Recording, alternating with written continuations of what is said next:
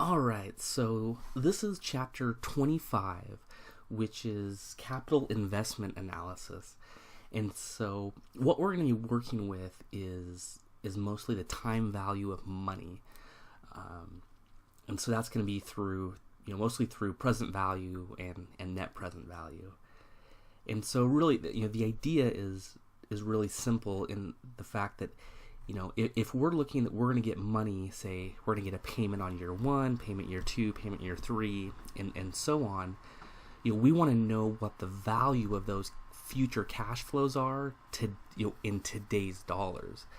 And so, the idea is that if we have money today, we're going to be able to invest it at a certain rate. So, if someone says, hey, do you want $10 today or do you want $10 5 years from now, we always want that $10 today because we could take it and invest it. And so 5 years down the road, with compound interest, that $10 might be worth $13.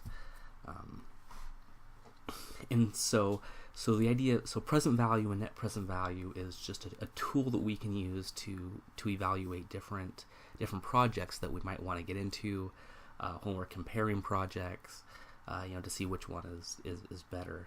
So the first one we're going to do is example 25-7, which is the net present value method. And so this one says, so the following data is accumulated for Dillon Company in evaluating the purchase of a $39,600 piece of equipment that has a 4-year useful life. And so it tells us that what we're expecting over the next 4 years, it gives us our expected net income and our expected cash flows from buying that piece of equipment. And so there's different ways to do these problems and to set up these problems. So the way the book talks about it is it wants us to find a present value factor from a table and use that. There's also, the numbers in the table are derived from a formula. So I think it's important that we understand kind of what the formula is to get to that number. And then also, we're working in Excel, and most of the time in the real world you're going to be working in Excel. And so Excel is really nice because it gives us a present value function. So we're going to use that as well. So let's start off. So we have a little table set up here with so we have years 1 through 4. And so the first, let's see, in part A it asks us, assuming that we have a desired rate of return of 15%, so we want to make sure that we're making 15% every single year. That's kind of our hurdle rate. So if we make 14%, it's not worth it. So we want to make 15% or above for this investment to be worthwhile. And then it's asking us to determine the net present value for the proposal. And so we can either go through and look at this table in Exhibit 2 to pull the factor, and we'll do that in another one. If you want, you can pull up Exhibit 2. There'll be a column that says 15%, and then there'll be a number for year 1, year 2, year 3, and so on.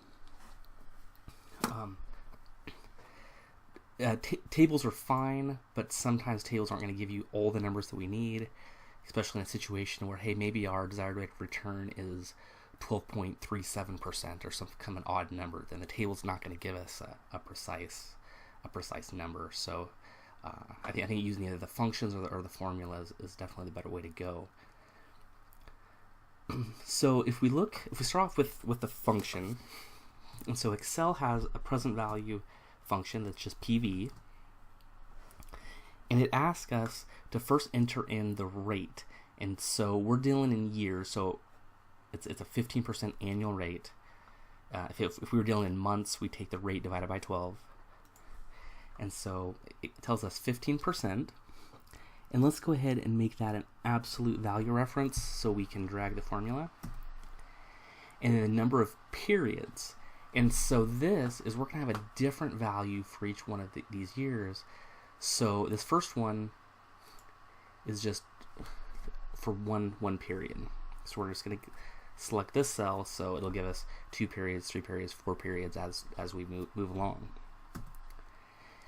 Then it asks us for payments, and so since we're coming up with a present value factor for that year, we're doing a present value factor of $1, so we're not going to deal with payments. We just put 0 for payments. And then for future value, so we're doing it for the present value of $1, so we want to put in a negative $1.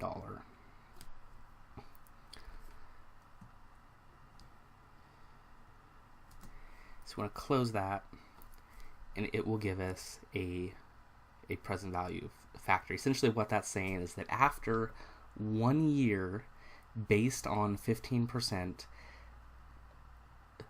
that the value a year from now is worth 87% of that today.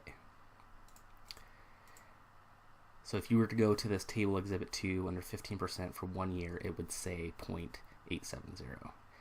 And so let's just go ahead and drag that down to give us our factors for each one of these years. And so you can see that as we go along, this number gets smaller and smaller. So the further out that we're expecting this cash flow, the less it's worth today. So $12,000, maybe 1 year from now is going to be closer to, is going to be 87%, or 4 years from now it's going to be 57%, and 10 years from now it might be 25%. And so this is what Excel is telling us it is, but let's just use the regular mathematical formula just to make sure that we're getting the same numbers. And so that's going to be, it's written above, so it's going to be the cash flow divided by 1 plus the interest rate to the end, which is the time period, so that's going to be our years. And so we're going to do it for $1, and we're going to do 1 plus our interest rate, and let's make that interest rate an absolute value. And then we want to have our exponent, which is this little up arrow, and that's going to be our time period, so that's going to be our year right here.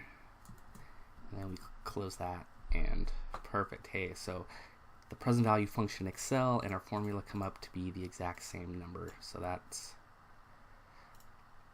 a good thing. So you can use either way you're comfortable with. You can use this. And so it tells us that our cash flows each of the years, so 14, 18, 17, 12.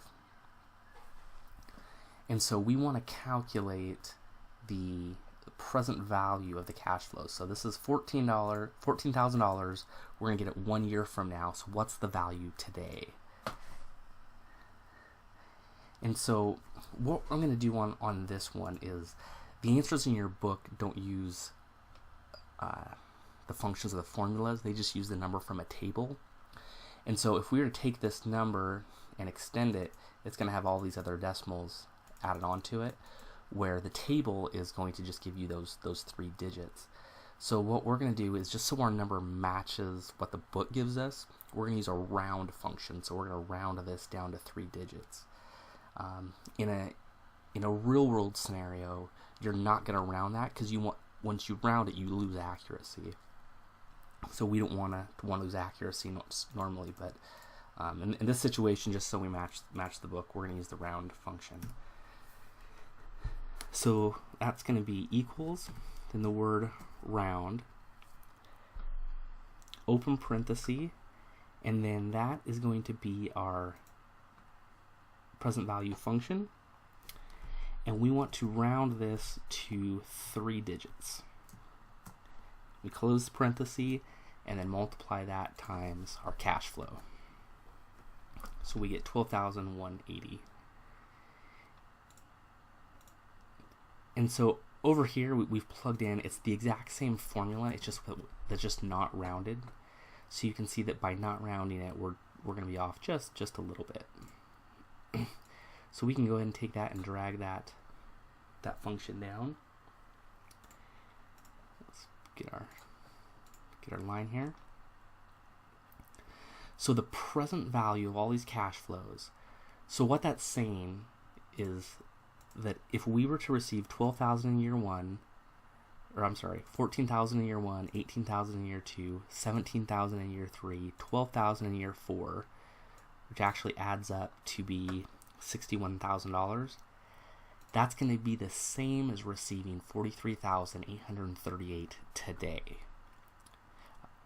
So if we receive this much today, it would be this if we invested at 15%, it would equal the sum of these cash flows of 61,000.